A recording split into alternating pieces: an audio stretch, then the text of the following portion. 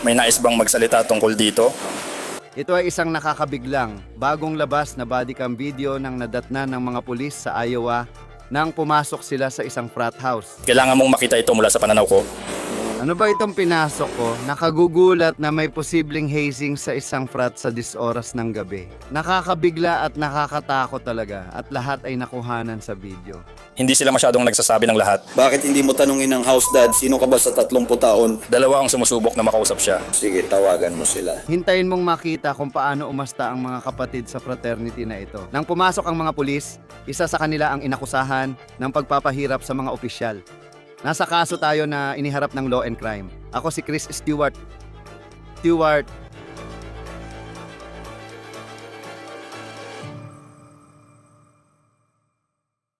Uy mga kaibigan, sandali lang. Gusto ko kayong pasalamatan sa pagsubaybay sa kasong ito kasama namin dahil naibabahagi namin sa inyo ang kwentong ito dahil sa aming kahanga-hangang partner, Morgan & Morgan.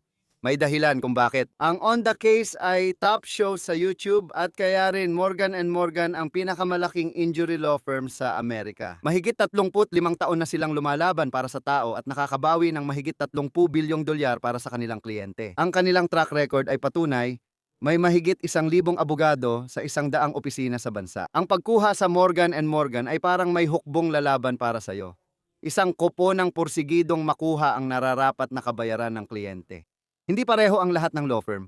Kapag mali ang napili mo, baka matalo ka na agad. Kung nasugatan ka o naaksidente, subukan ang Morgan & Morgan, walang bayad maliban kung mananalo. Bisitahin ang forthepeople.com OTC para sa detalye. Pwede mong i-click ang link sa ibaba or i-scan ang QR code sa screen mo. Ang pagiging pulis sa isang campus ng kolehiyo ay maaaring maging napakahirap na trabaho at malamang na nakakakita ka ng maraming kakaiba o nakakagulat na mga bagay. Pero ang bagong bodycam video na ito ay talagang nakakabaliw. Kaya babalik tayo sa Nobyembre 15, 2024 pagkatapos ng hating gabi. At ang mga pulis mula sa University of Iowa Police Department ay sumama sa mga bumbero papunta sa Alpha Delta PHI Fraternity dahil may fire alarm na tumunog. Medyo madilim dito sa loob. 3, 4, 2, 1. Oh, yun lang.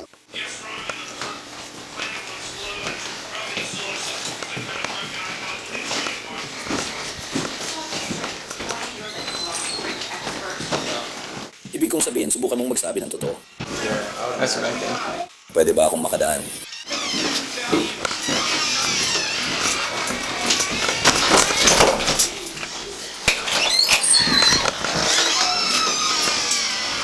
Yung mga pare.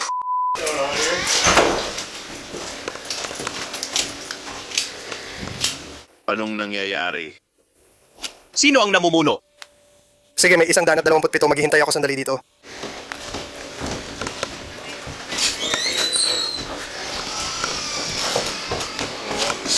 Oh, kailangan ko ang 133 dito. Ito ang alarma dito.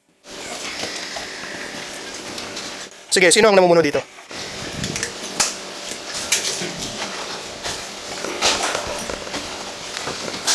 Mukhang may nangyayaring hazing dito, kaya tatanungin ko ulit, sino ang namumuno dito?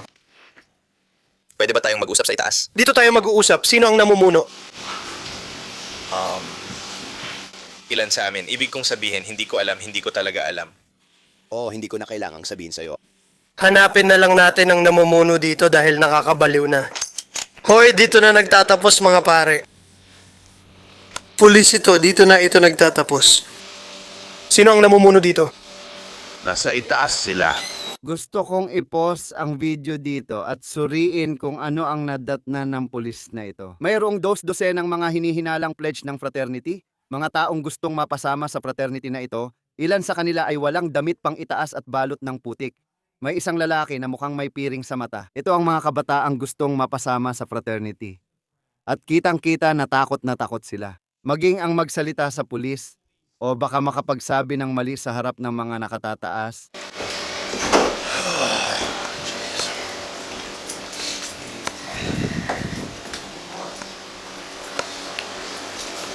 Itigil na natin ito at simulan ng ayusin at linisin. Alisin na ang piring ng lahat.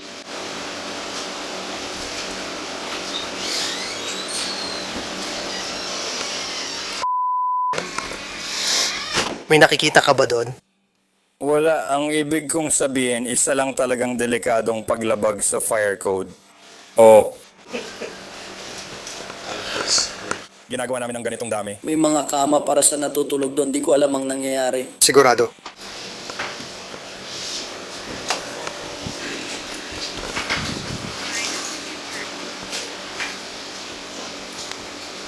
Oh, 142.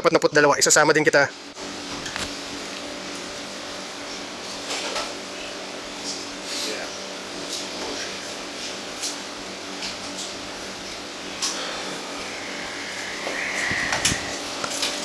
Nako, Tinutukoy na ng mga opisyal kung sino ang namumuno sa malaking frat house na ito at kung ano ito. May bomberong nagtanong, anong kalokohan ito? Mukhang ayaw sagutin niya ng sino mang kapatid sa fraternity na ito. Lalo na yung lalaking nakasuot ng puting Iowa na sweatshirt na nakikita mo dyan. Patuloy pa rin siyang umiinom ng beer, humihitit ng vape, at hinaharangan niya ang pintuan papunta sa tila kakaibang eksena ng posibleng hazing na nangyayari sa likod niya. iba't ibang paglabag sa patakaran. Ano yung nangyayari dito sa loob? Hindi mo alam. Hinaharangan mo ang pinto, di namin makita. Dito ka nakatira. Paano namang walang nakatira dito? Nagpapalipas lang ng oras? Sinasabi mong hindi. Sinasabi mong hindi ko alam. Nag-aaral ka sa University of Iowa. Oo. Nag-aaral ka nga doon. Anong major mo? Business? Negosyo, ano ang pangalan mo? Ano? Sigurado ka, ano pangalan ni Jose? Jose? Jose, ano ang apelyido mo? Sino ang kinakausap ko? Gusto kong sabihin pero ayoko talagang sabihin sa'yo. Sige. Ilang taon ka na? 21. May ID o patunay ka ba?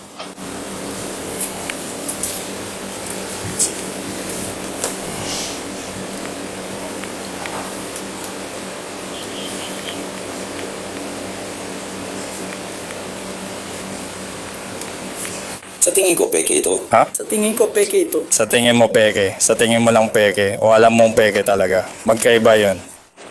Campus 142, isang DL number mula sa Iowa. Kapag handa ka na, Wag nating gawin yan, Jose.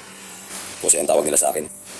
Maganda ang simula ni Jose at sinusubukan niyang makipagkwentuhan sa mga pulis.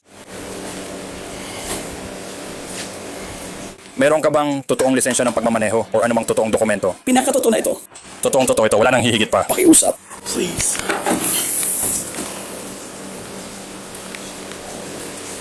May pupuntahan pa ba ang kwartong yan? Lounge room? Sinabi mo bang negatibo? Gusto ko lang malaman kung kailangan bumalik. Kasalanan ko.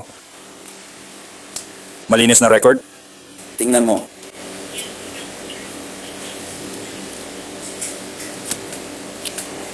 Copy, salamat. Nakatira ka pa ba sa Riverdale or nakatira ka na sa bahay? Dito ako nag-aaral. Ano? Yan ang una kong tirahan. Nakatira ka pa rin doon at araw-araw nagbibiyahe. Totoo ito.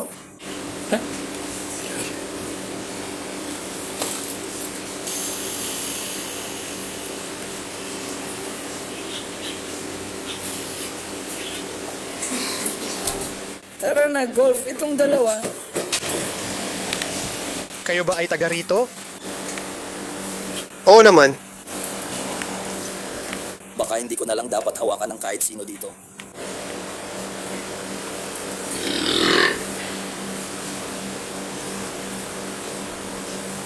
Dumighay si Jose sa pintuan, umakyat ang opisyal at bumalik matapos ilang minuto para muling pumasok sa kwartong puno ng mga lalaki. Sige, Jose, pwede ka bang lumapit dito? Ano? Lalapit lang ako dito. Papasok muna ako. Okay?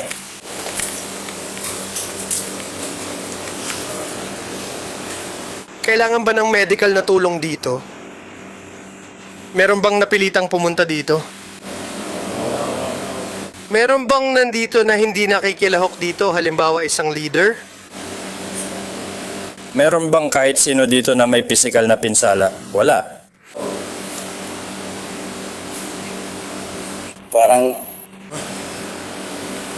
Parang may hindi ka nakuha tungkol doon.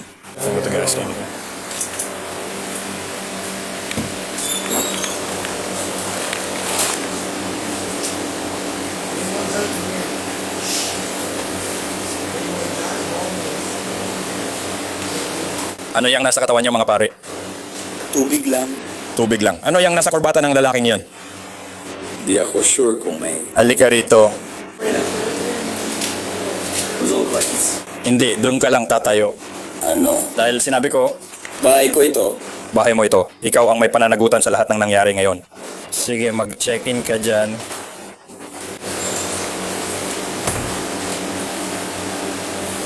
Pare, sumandal ka sa pader. Halika dito, tatayo ka dito, sasama ka sa kaibigan mo dito.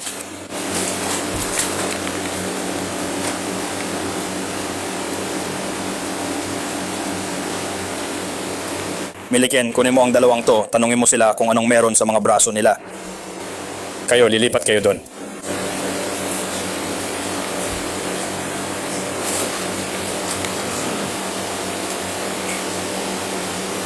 Ikaw ba ang responsable sa bahay? Sige, sino ang house dad? Sabi ko nga sa'yo, nag-ehersisyo siya. Tawagan mo siya. Pumunta ka doon. Ano ang pangalan niya? Eric, sabi ko sa kanya, bakit mo ako tinatanong? Kasi parang ikaw ang may responsibilidad sa bahay. Hindi. Parang alam mo kung ano ang nangyayari. Hindi. Mo naman lahat sinasabi. Kung tanongin mo ang house dad, aalis ka ba pagkatapos ng 30 taon? Sinusubukan ng dalawang ito na makausap siya. Sige, tawagan mo sila. Parang aalis ka ba dito? Hindi, manatili ka lang dyan. Manatili ka dito? May mga ID ba kayo? Opo, sir, patingin nga. Umatras ka, di ko alam kung may backup ka. Pwede akong manatili dito. Oo, pero may iniimbestigahan pa kami ngayon. Wala namang nangyayari. Diyan ka lang muna.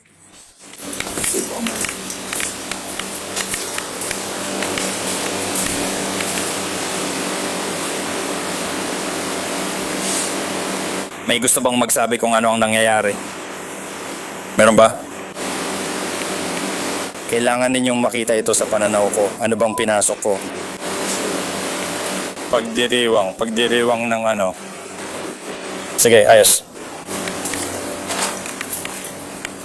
Nakuha ko na yung mga ID nyo, kaya manatili lang kayo dyan. Opo, sir.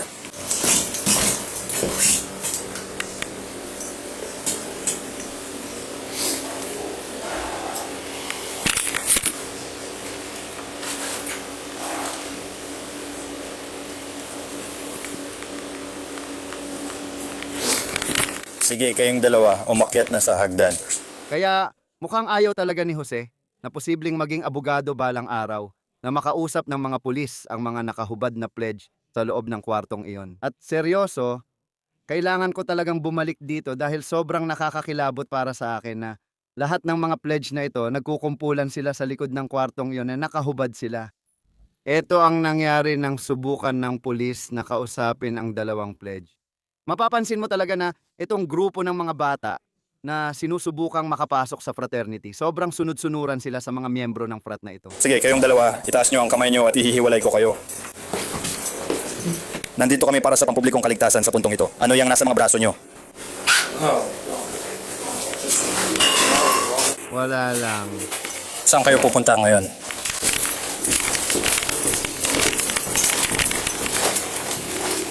Isang daan at 27 kebak. Ano yan sa leeg mo sa baba? Hindi ko alam, hindi ko makita. Mukhang dugo yan. Natatamaan ba ng ilaw mo? Dugo ba yan? Yun nga ang tinatanong ko. Huwag mo tikman. Hindi. Sige.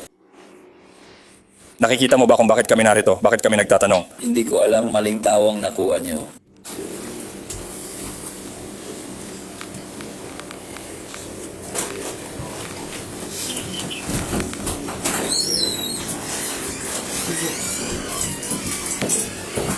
Tatanungin ko sana yung mga lalaking yon, tapos sinabi niya sa kanila na magsialis na. Anong meron? Tatanungin ko sana yung dalawang lalaking yon, pero bigla na lang silang nagsialis. Hindi, pinigilan ko sila. Ikaw ba ang nagpaalis sa mga lalaking to? Hindi sila. Pumunta ako para kausapin ang mga lalaking yon at pagkatapos nagsimula silang lumabas. Bakit tayo lumalabas? Kaya sinabi ko yon na dapat silang lumabas. Ikaw ang nagsabi niyan. Oo, ako nga. Ikaw ang in charge. Alam ko, Sabi mo, hindi ikaw ang in charge. hindi ikaw ang bahala. Sabi ko, dapat silang matulog sa kanilang mga kama. Sila ang mga bagong titira sa susunod na semestre sa Tagsibol.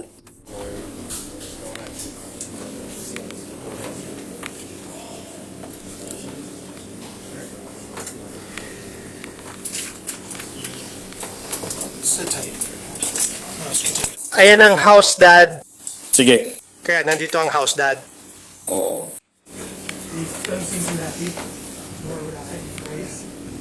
Kaya ulitin ko, tatanungin ulit kita. Wala.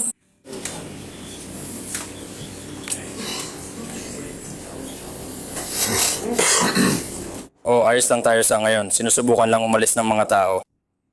Walang sumusubok umalis dito mismo, pare, dito mismo.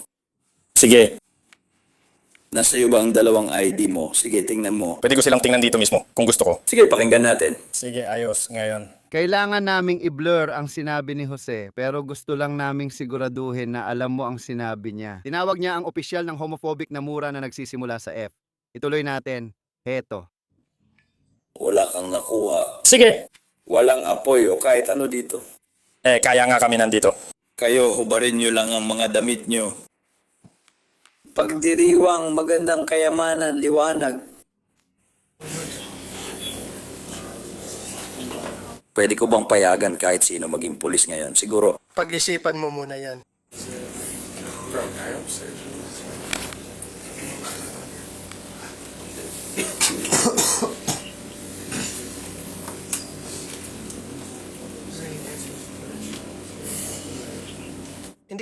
Hindi ko alam kung ano yon.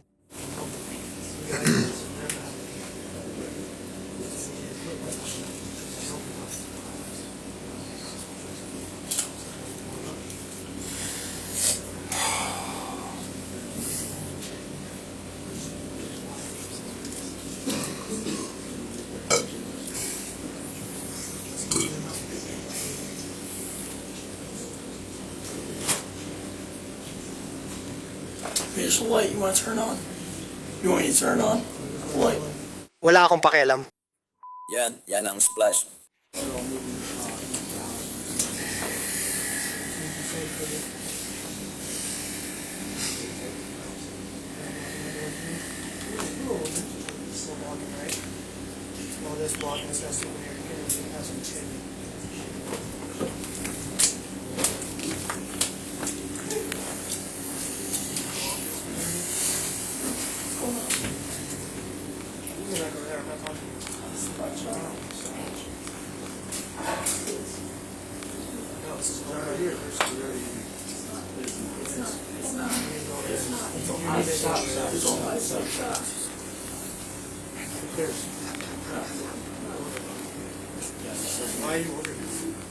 Bakit mo pinahihirapan ang sitwasyon? Kinakausap ko siya. Bakit ka tumitingin palayo sa pader?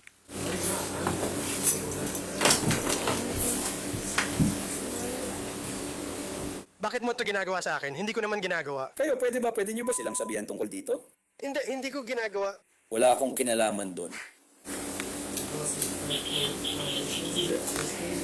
133. 42 on 2.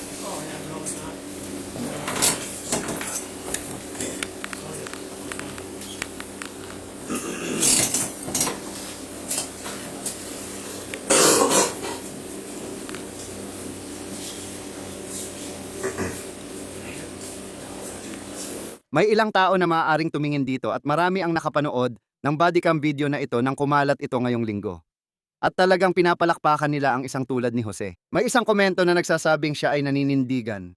May nagsabing handa silang lumaban kasama ang taong ito dahil ginagawa niya ang lahat para protektahan ang nangyayari sa kwartong iyon. Marami ring tao ang nag-iisip, mapano kung ako ang magulang na nagbabayad ng matrikula at makita kong anak ko ang nag-pledge sa kwartong iyon. Nakakagulat at medyo nakakailang kaya maraming tao ang tingin dito ay kakaiba. Ngayon, sa itaas, bumalik na rin ang house dad ng fraternity at siya ay isang nakatatanda na nakatira sa frat house. Para siyang tagapayo. Na ikaw, may nakausap ka na ba kahit sino? Nakipag-usap ka ba sa ilang tao?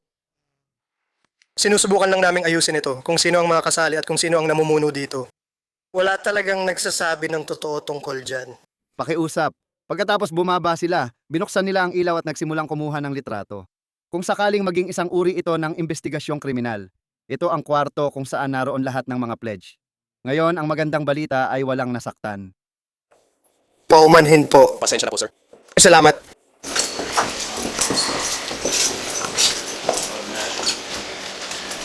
Kukuha lang kami ng ilang litrato mga pare. Sige. Sige lang.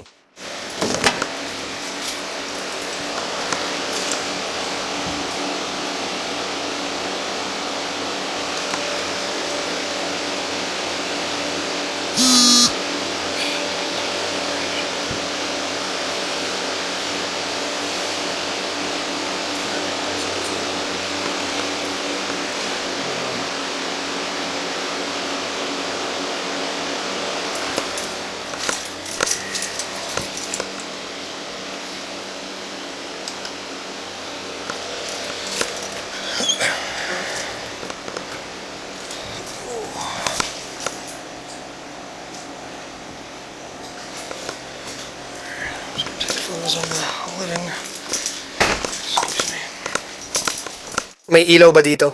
Oo, nasa kaliwa. Salamat. Hindi mo na kailangan ng ilaw. Wala nang silbi ngayon.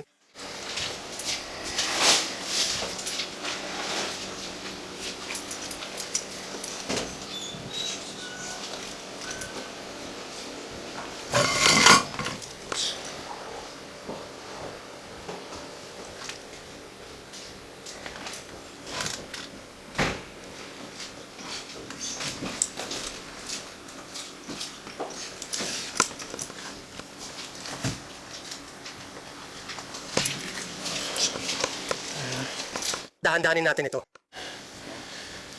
Oo, tinakpan nila yung mga bintana. Naranasan ko ang labanan sa dagat nung paakyat ako. Oo, sobrang dilim, sobrang dilim. Hindi ko akalaing may gumaganang ilaw dito. Akala ko lang hindi gumagana ang mga yon. O parang tambakan ng frat house na to. Hindi na nakakagulat, lalo na sa mga nakapasok na sa frat house. Kinabukasan, nagsagawa ng investigasyon ang mga pulis tungkol sa kasong ito. Nakipagkita sila sa lalaking nagngangalang Jose. Hindi na siya lasing ng mga ngayon. Sabi niya, di niya gaanong maaalala ang nangyari kagabi. Nasa mga bar siya, tapos umuwi. Huwebes talaga nangyari ito. Ngayon, nasa bahay na siya at kausap ang investigador. Kaya hindi mo alam kung ano talaga ang nangyayari. Hindi. Anong nakita mo sa loob? Maraming mga lalaki. Yun lang talaga. Ano ang ginagawa nila? Tanongin mo ang mga pulis, nakita nila yun, di ba? Nakita mo rin yun, di ba? Hindi. Nakatalikod ako sa pulis buong oras. Hindi ako tumingin sa loob, may ginagawa ko habang kausap ko ang pulis buong oras. Sige, kaya hindi ka talaga pumasok sa kwarto. Baka pumasok ako, baka hindi. Hindi ko na matandaan. Malabo na sa akin. Sige. Kaya, sinusubukan kong makuha yung panig mo sa nangyari, gaya ng sabi ko kanina. Sinasabi ko sa iyo kagabi. Kagabi, nung hiningi ng pulis ang iyong ID, binigay mo ang iyong ID at nagbiro ka na baka peke ito. Hindi ko alam. Sige. Sinabi ko nga yun. Hindi yun nakakatulong para magmukha kang tapat. Totoong ID to. Naiintindihan ko, pero sa pagsabi mo niyan, isantabi muna natin ang biro. Kalokohan lang. Lahat yun ay biro lang. Nagbibiro lang ako. Walang seryoso doon. Medyo kinakabahan ka lang kasi, uy, baka peke ang ID na to. Nagbibiro lang, uy. Biro lang yun. Nagtatakda ako ngayon ng mga patakaran. Sige, ayos lang yan. Tinutulungan kitang mapanatili ang kredibilidad mo. O sige, kapag sinabi mong hindi ko alam, maaring ginawa ko or maaring hindi ko ginawa. Sinusubukan kong maintindihan ang panig mo, kung ano ang nakita mo at kung ano ang nangyari. Sige. Kaya, may tamang oras at lugar para magbiro. Ibig kong sabihin, Nasa tamang oras ako sa villa, di ba? Nagbiro lang ako tungkol sa kanya na sinira ang tiwala ko. pumasok ka ba sa kwarto? Sige. Ano ang nakita mo pagpasok sa kwarto? Mukhang may napansin ka, tama ba? Malabo, pare. Malabo talaga. Hindi ko alam ang nangyayari. Meron ka pang 20 ibang tao na pwedeng tanungin, di ba? Pare, marami akong tao. Kaya hindi ko alam kung mabuting tao ba ako. Pero sige. Kaya bakit ka nakatayo sa pintuan? Na nakikipag-usap lang sa mga pulis? Sige, nung dumaan ang mga pulis, lumabas ka ba ng pinto? Hindi ko matandaan yun. Hindi ko maalala yun. Sige, merong... Mga alas 2:30 na ng madaling araw yun matapos sa mga bar. Hindi naman ako sobrang lasing ha. Hindi talaga. Pero alam mo na, alas 2:30 na ng madaling araw, kakalabas mo lang ng bar kasama ang tropa mo. Ating gabi na. Mari nga, hindi ko na maalala. Seryoso, hindi ko talaga maalala. Nagising ako ng alas 8:30 ng umaga, nakatulog ako. May hangover pa. Kaya sinabihan kang lumipat ng opisyal, tumanggi ka, inulit niya ulit, pumasok ka pa rin at iginiit mong hindi ka lilipat. Pero pumasok ka pa rin sa kwarto kasama siya. Bakit ka ganun ka-aktibo or emosyonal tungkol sa pagpasok sa kwarto? Hindi ko alam. Ako to. Mamaya kausap niya sina Palmer at Teddy. Sa tingin ko, balik doon kapag kumanan ka. Yung kwarto na may mga kama at iba pa, di ba? Kausap niya yung dalawa, yung parehong opisyal, tapos lumapit ka at humarang sa harap. Bakit ka nakisali? Kailangan lang niyang makausap sila. Bakit hindi? Ano ang iniimbestigahan nila? Wala namang nangyayari.